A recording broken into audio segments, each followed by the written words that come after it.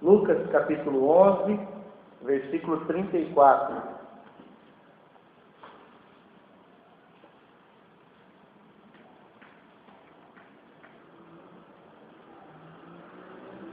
Lucas 11, 34.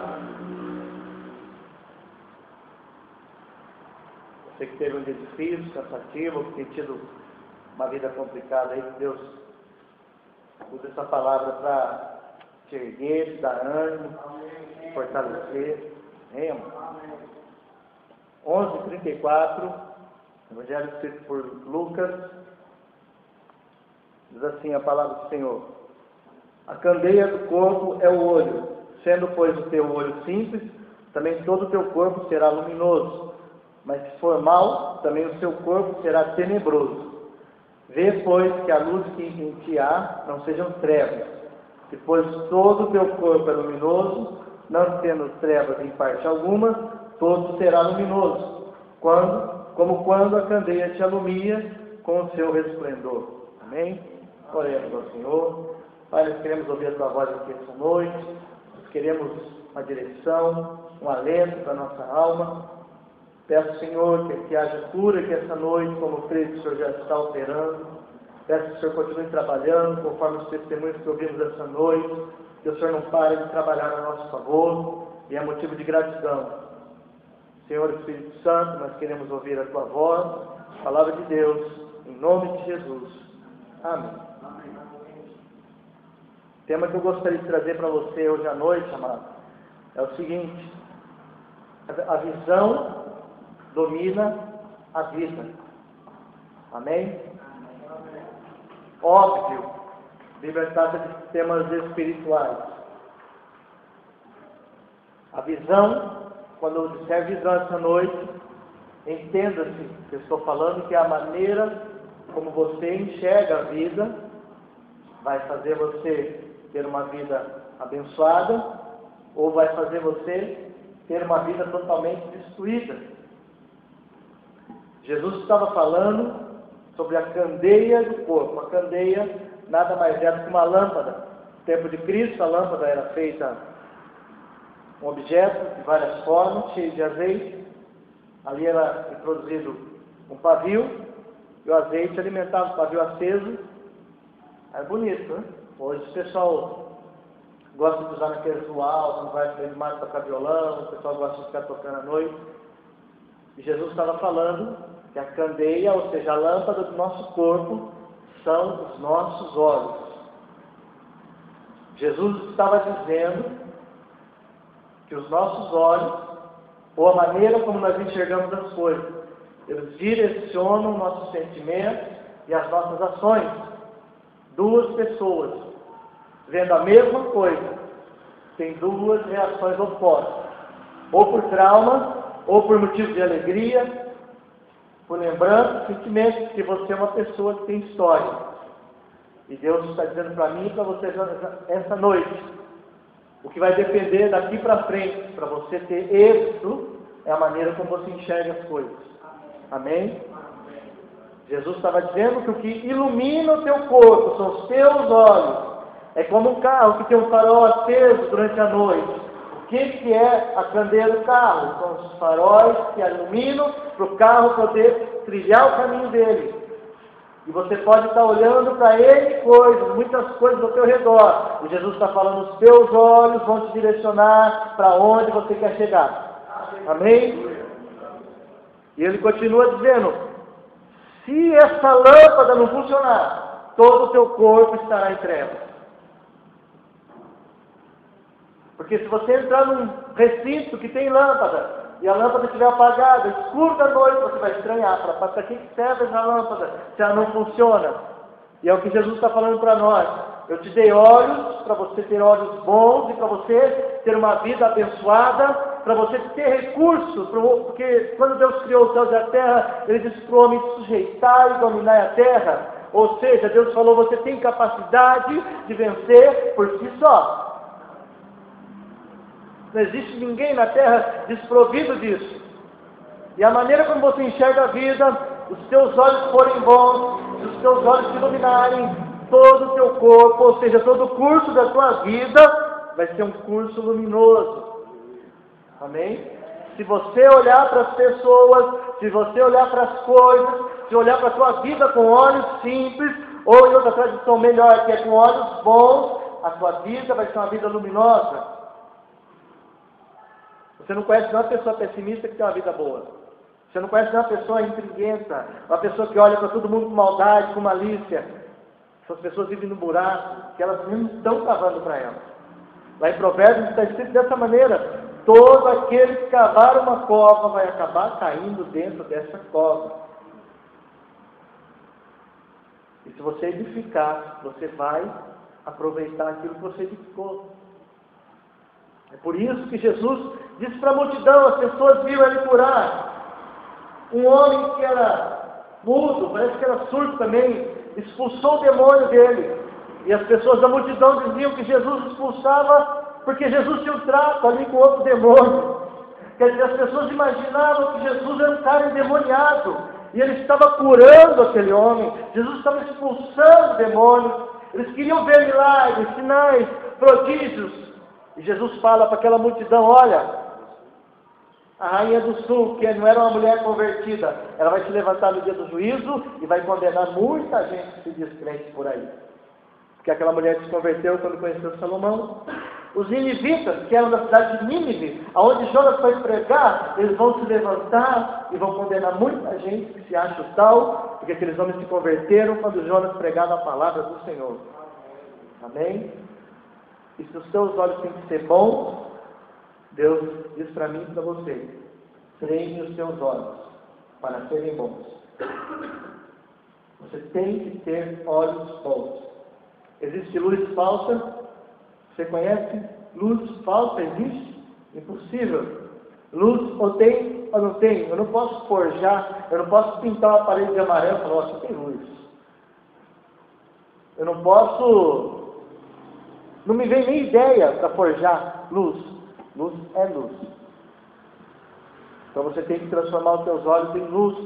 Se os teus olhos forem luminosos, se você aprender a ver as coisas como tem que ser vistas, o curso da sua vida vai ser de bênção, de glória, de alegria, de paz. Isso é o reino de Deus, amém? E eu creio que você quer ter uma vida abençoada. Eu creio que você quer ter uma família luminosa, que as pessoas olhem e falam: poxa, eu gostaria de morar nessa casa, né? Onde mora esse casal, porque a casa deles emite luz, mas a luz de Cristo,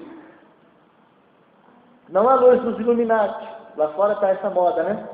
Iluminados, eles são bonitos, porque os Illuminati, as pessoas do dinheiro, que têm pacto com o diabo, eles falam que eles são iluminados, mas nós somos luminosos. Amém? Nós temos luz própria.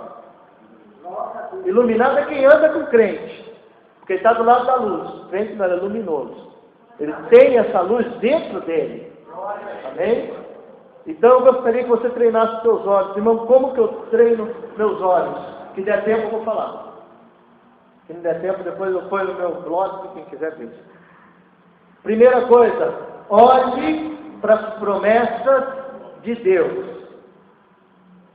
Amém? Amém? Irmão, promessa de Deus não aconteceu ainda. Mesmo assim, pela fé, olhe para as promessas de Deus. Deus tem promessa para a tua vida, Deus tem promessa para a minha vida, e se você acha que não tem, abra a Bíblia, porque a Bíblia aberta é uma oferta de amor de Deus para você.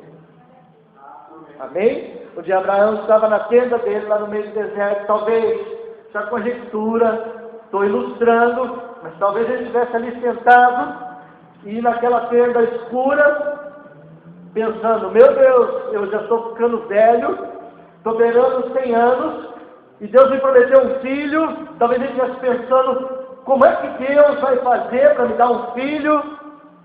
Porque ele já é um homem idoso, segundo a Bíblia, não tinha mais condições físicas de ter um filho. Eu não imaginava o que Deus ia fazer, mas tudo bem.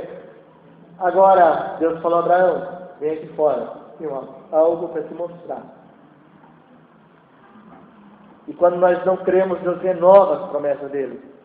E Deus falou: Abraão, dá uma olhada no céu. E Abraão viu, que naquela época era assim, hoje não dá para ver por causa da poluição, mas ele viu aquele céu forrado de estrelas. E Deus falou, é o número dos filhos que eu estou pretendendo te dar, Abraão. Tenta contar. Ele tentou.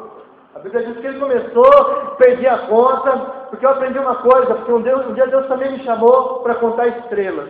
Não sei se ele já fez isso com você, mas um dia eu acordei de madrugada e Deus me chamou, e Deus me mostrou uma coisa.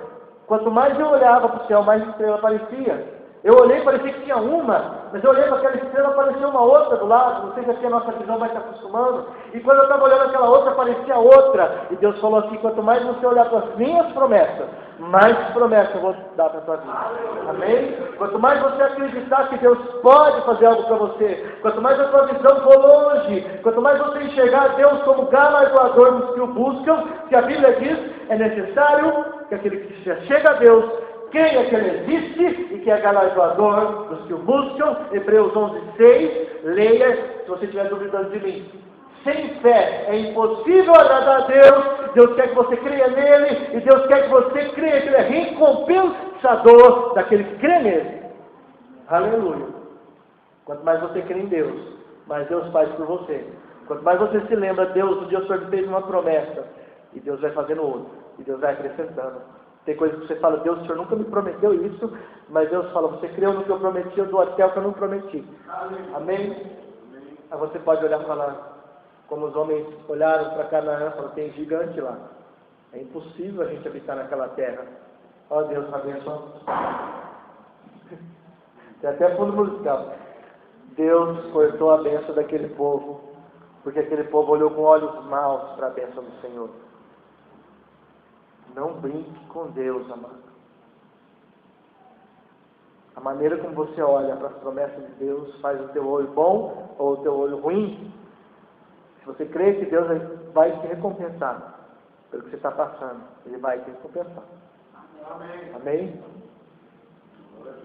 Segunda maneira de você treinar seus olhos. Olhe para tudo como se fosse uma grande oportunidade para você. Olhe para qualquer momento da sua vida como uma oportunidade. Você pode falar, irmão, impossível. E eu quero te contar que houve um homem chamado José, lá do Egito, conhecido como José do Egito, que ele perdeu a família, foi jogado no poço pelos irmãos, foi comprado pelos midianitas, que não foram os irmãos dele, os irmãos não ganharam um centavo com ele. O pessoal fala, José foi vendido pelos seus irmãos. Não, centavo. Você lê direitinho lá em Gênesis, você vai ver que eles jogaram ele na cova, enquanto eles estavam discutindo, vieram os midianitas, cataram e levaram embora. Ninguém vai tocar em você sem a permissão de Deus. Amém? Amém?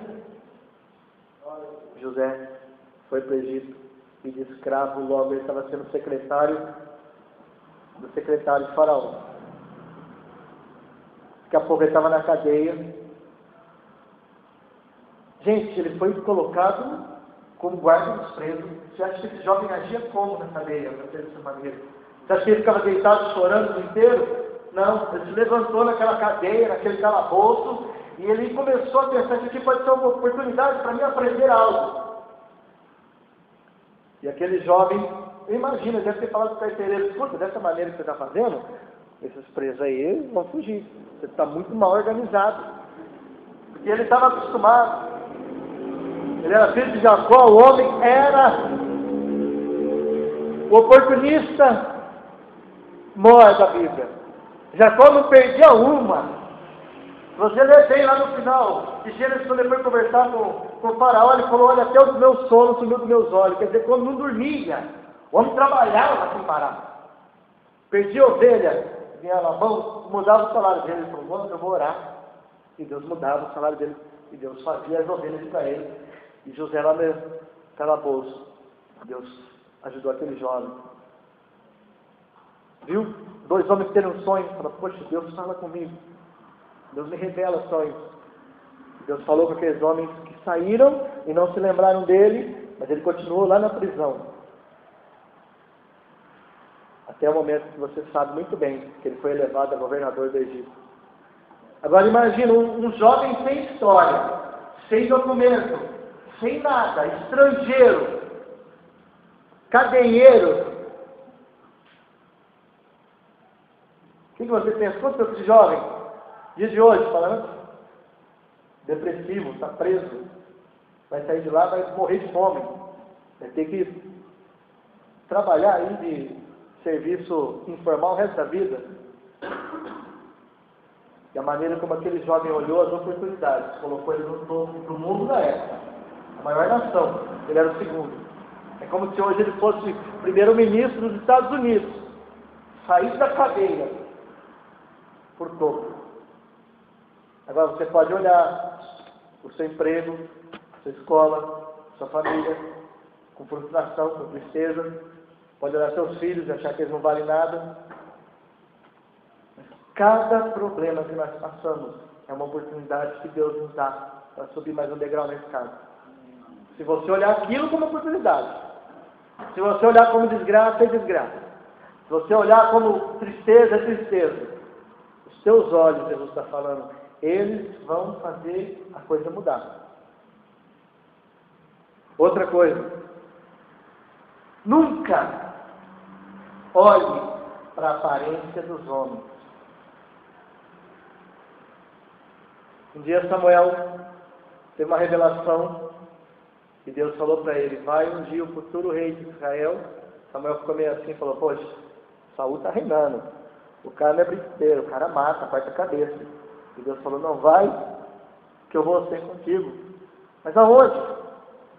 Você vai lá numa aldeiazinha chamada Belém, e você vai lá falar com um homem chamado Jessé, porque tem um dos filhos dele que eu preparei para ser o próximo rei. Aleluia. Samuel chega na cidade, todo mundo deve ter ficado incomodado, porque profeta chegava era para incomodar. Chegou com um chifre, porque naquela época pegava o chifre do boi ou do carneiro, enchia de azeite para ungir o rei. Prepararam lá as comidas, prepararam aquele almoço. Aí veio o primeiro filho. Lá veio o primeiro filho. Samuel olhou para a aparência dele. Ele deve ter pensado, Saul era o galã, o bonitão de Israel. Não tem ninguém mais alto nem mais bonito que ele lá. O povo gosta de homem bonito. Então, é isso aí. O cara sarado, forte, bonitão. Ele levantou e ia pegar o azeite para derramar. Deus falou, para, não é esse que eu tenho chamado. Ele deve ter pensado, não, mas esse aqui é o primogênito, é o filho mais velho, é o mais forte, o cara é guerreiro, o cara briga. Não. Tá bom. Deus falou, não olhe para o espectro exterior do homem, eu olho para o coração dele. Aí veio outro, se não me engano, vieram 7. Acabaram-se os jovens. Samuel deve ter pensado, meu Deus, estou com falha de hardware, estou com falha de profetização, acho que eu vou ter que orar de novo. Deus mandou vir aqui, não tem rei. E Deus falou, cutuca aí. Mas acabou os jovens. Aí Jessé falou, puxa vida, falta o menor. Quer dizer, nem nome coitado tinha. E cadê o menor? O menor trabalhando, está lá no meio das ovelhas, tudo sujo de barro, lá lutando com um leão, com um urso, sei lá, fazendo o quê. Que Davi era assim, a vida dele era ou estar tocando harpa ou estar cuidando de rebanho. Samuel levanta com a autoridade e fala, manda ele vir aqui. Ninguém vai sentar para comer enquanto o rei não entrar aqui. E Davi foi chamado. E Deus orientou Samuel, não olhe para os homens segundo a aparência deles. Não olhe para aquele que está batendo nas suas costas, achando que aquilo é teu amigão. Não olhe para aquela pessoa que você acha, que você tem uma implicância com ela, como se aquela pessoa fosse a pior pessoa do mundo.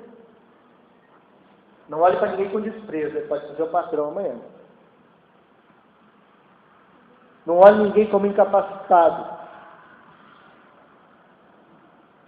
Cada pessoa é única e cada pessoa pode ser usada com Deus. E cada pessoa pode ser o próximo a morder teu calcanhar.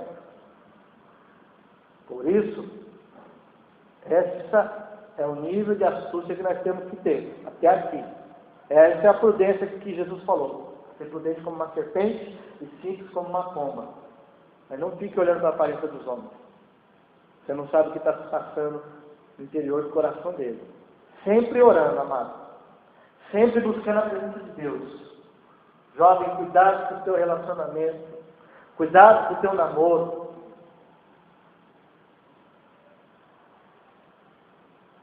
Existe lobo que vem com pele de ovelha. Existem pessoas que aparentemente não vão dar nada e no futuro se tornam grandes pessoas, grandes homens de Deus. Deixa Deus te guiar. Procura saber quem é a pessoa.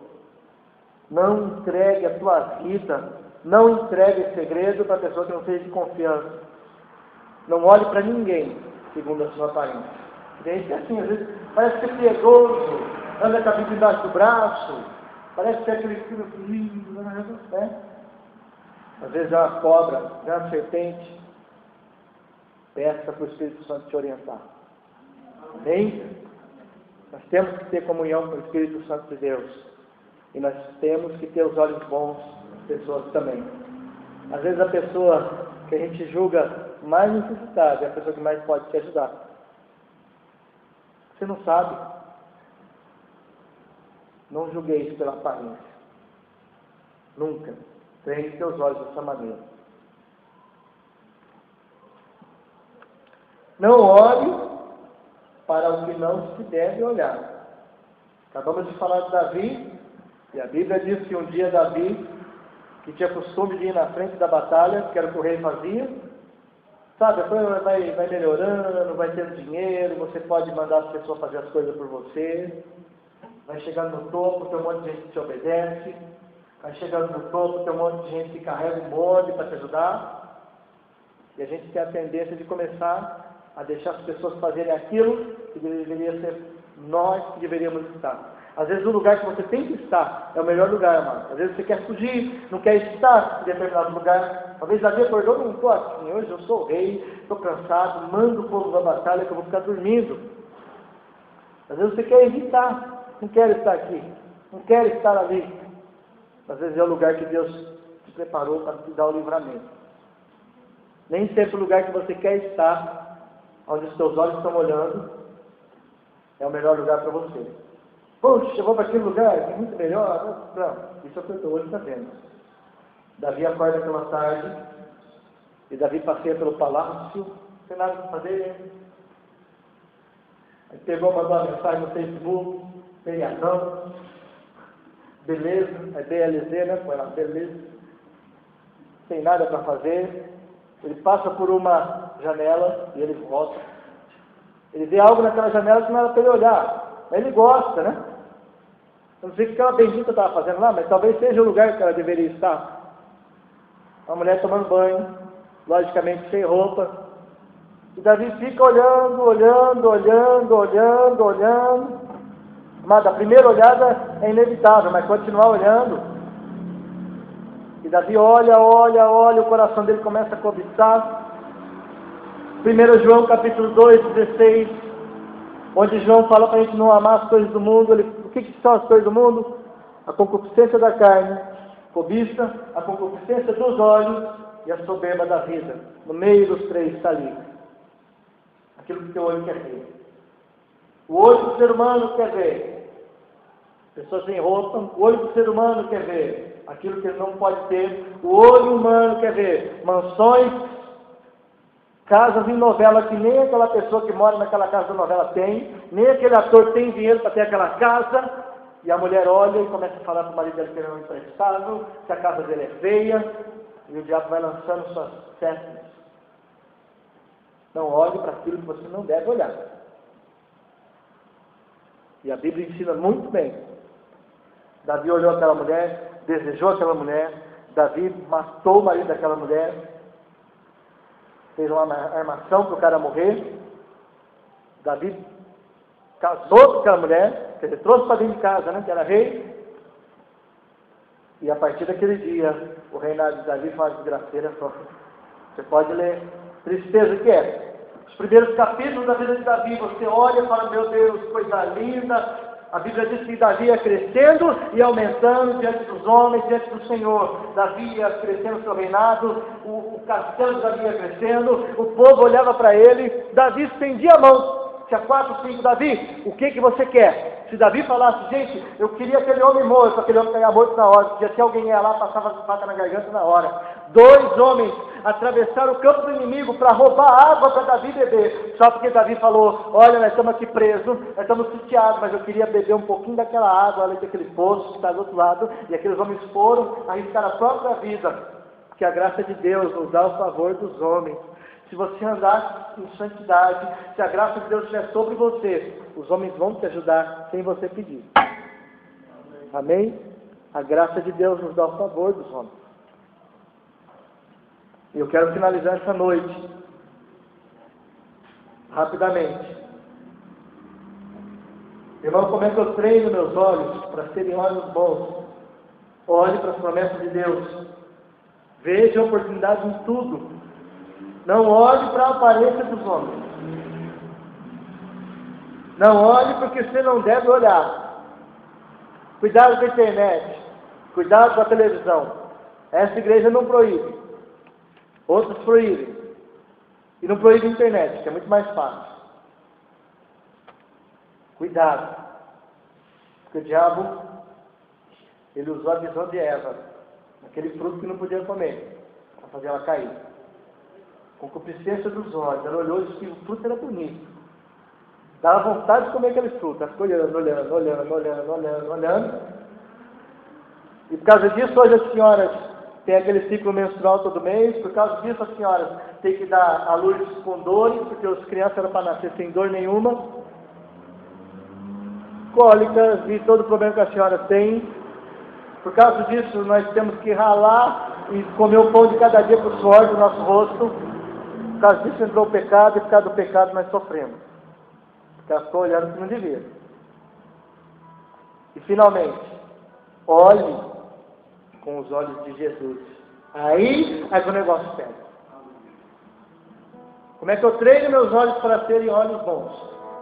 Olhe para as pessoas com os olhos de Jesus. Se você está olhando uma pessoa, peça imediatamente para Jesus, coloca um óculos espiritual aqui, porque eu quero ver. Põe um óculos 3D aqui, porque eu não quero ver para a minha visão de pecador, a minha visão de pessoa falha que eu sou. Eu quero olhar para os teus olhos. Olhe para Jesus com os olhos de Jesus, que é Apocalipse capítulo 1, verso 14. Jesus diz que nossos olhos têm que ser luminosos.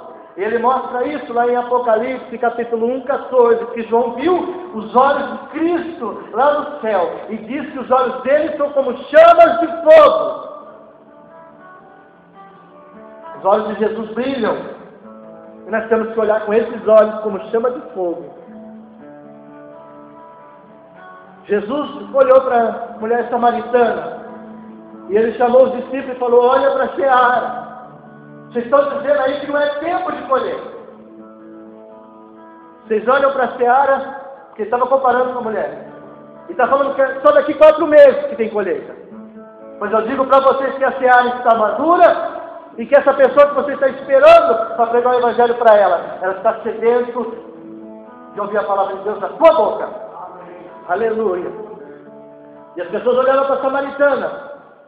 Mulher que tinha vários maridos. O povo olhava para ela, teve um monte de marido esse aí, ó. Nada dá certo na vida dela. E agora está morando com um cara que nem marido dela é. O povo de Samaria olhava para essa mulher e não presta. E Jesus olhava para aquela mulher e dizia, essa mulher aqui tem Deus. E ele prova essa palavra, porque no meio da conversa, aquela mulher desesperada fala, meu Deus, ela ia buscar água meio-dia, porque nem meio-dia ninguém vai no poço buscar água no Oriente Médio. O sol você não aguenta. Aquela mulher ia lá porque ela queria ficar sozinha. Aquela mulher falou, Jesus, os nossos pais dizem que tem que adorar nesse monte. E vocês, judeus, dizem que tem que adorar lá em Jerusalém, no templo. Aonde que eu tenho que adorar a Deus? É só isso que eu quero saber. Aquele negócio de formalismo religioso. Aquele negócio que essa igreja fala, tem que adorar assim, vestindo essa roupa no dia tal, depois de fazer 200 horas de jejum. E Jesus falou, escuta filha, vai chegar uma hora que os verdadeiros adoradores adorarão a Deus em espírito e em verdade, porque Deus busca adoradores que adorem como você, que adora com seu coração, mesmo sem saber onde adora. Gente que ora sem ninguém mandar orar. Gente que adora a Deus, empurrado num canto, porque a igreja não quer saber dele.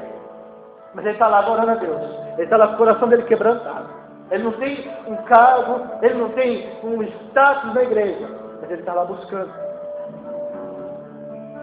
Aquela mulher ganhou uma cidade inteira para Jesus. Aquela mulher desceu com tanto poder, que todo mundo subiu para ouvir a pregação de Jesus. Olhe para Jesus, como ele olhou para aquela mulher adúltera. Todo mundo via, para essa devassa, essa mulher que não presta. E Jesus viu uma pessoa chorando, gemendo. Uma pessoa que estava prestes a ser linchada, envergonhada. Provavelmente ela estava ali em trajes íntimos. E ninguém fala do homem que estava com ela, porque ninguém adultera sozinho. Aquela mulher traída, aquela mulher que armaram um complô só para poder pegar Jesus. Jesus olhou uma mulher desesperada. Jesus olhou uma mulher que estava de perdão, de carinho. E Jesus salvou aquela vida daquela mulher.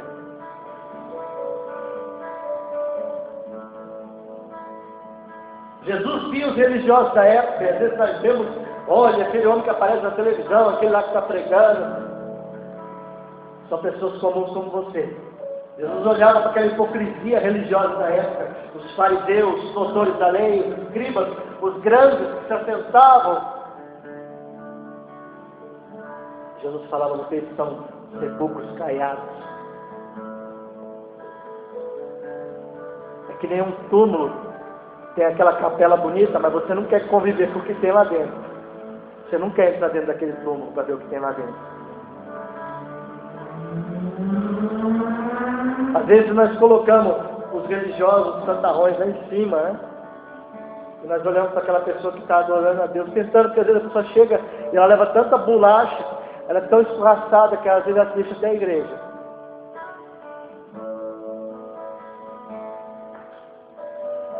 Nós temos que olhar com os olhos de Cristo. Como Jesus olhou um dia para Saulo de Tarso, perseguidor da igreja. Jesus olhava Saulo de Tarso como Paulo de Cristo. Jesus falou para Barnabé. Barnabé falou assim, Jesus, eu não vou orar por esse homem, porque ele é um perseguidor da igreja. Talvez Barnabé tenha pensado, esse homem merece morrer. Jesus falou, vai lá. É um vaso escolhido. Não sabia nada de Jesus. Era um doutor da lei, um fariseu, um homem que não sabia nada de evangelho. Jesus falou, para mim é vaso escolhido. E olha aí, 70%, 80% do Novo Testamento, carta de Paulo, para sua vida e para a minha. Quase toda a doutrina conhecida, quase tudo que a gente estuda em teologia. Paulo. O homem foi apedrejado por Jesus, o homem curou enfermos. E foi até o fim. Aquele homem que era Saulo, perseguidor da igreja, que ninguém queria orar por ele, que a igreja não aceitava ele como apóstolo. Jerusalém engoliu Paulo, porque Paulo estava operando milagres e maravilhas, e ouviram a pregação de Paulo, e era uma autoridade divina tão grande que a igreja engoliu e falou, não, temos que aceitá-lo. Mas Paulo não era aceito nem pela igreja. E nós vemos Paulo escrevendo, combati o bom combate, acabei a carreira, guardei a minha fé.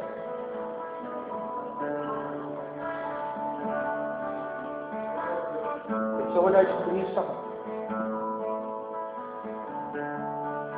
Aleluia. Finalmente eu quero terminar essa mensagem.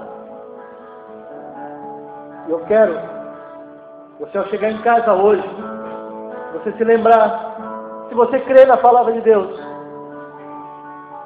quero que você corra para o seu espelho antes de fazer qualquer coisa. E você olha aquela pessoa que você vai ver no espelho da sua casa hoje, como alvo da graça de Deus. Aleluia. Você vai começar com você Você precisa de perdão. Você precisa perdoar a você mesmo. Primeiro. Como é que vamos perdoar os outros? A gente olha para nós e fala, sou desgraçado, eu sou isso, eu sou aquilo, não presto, eu sou isso. Irmão, Deus um dia olhou por você e tem trabalhado por você até hoje. E como diz Paulo, eu estou certo que aquele que em você começou a boa obra, ele é poderoso para ir concluindo, e concluindo, e concluindo, até o dia da vida do nosso Senhor Jesus Cristo. Aleluia! Você é alvo da graça de Deus. Deus, a graça dele está sobre você lá no seu trabalho. A graça de Deus está com você dentro daquele ônibus lotado. A graça de Deus está com você nos momentos difíceis, quando você está chorando. E Deus manda dizer para você esta noite, você foi escolhido como alvo da graça de Deus. Escolhido como uma pessoa que Deus quer curar. Não viva uma subvida. Não viva uma vida como quem não é do reino de Deus. Não viva como um perdido lá fora, que não tem a salvação, porque Deus olhou para você um dia. E Jesus falou, eu quero salvar você. Eu tenho preparado lugar nas moradas celestiais para você. É você, amado, que Jesus diz na palavra, da boca dele saiu isso, o que vem a mim de maneira nenhuma lançarei fora. Aleluia. Por isso eu quero que você se levante essa noite. Aleluia. Amém, amado, em nome de Jesus. A minha oração essa noite vai ser simples. Eu só quero que você entenda o que é a graça de Deus sobre você.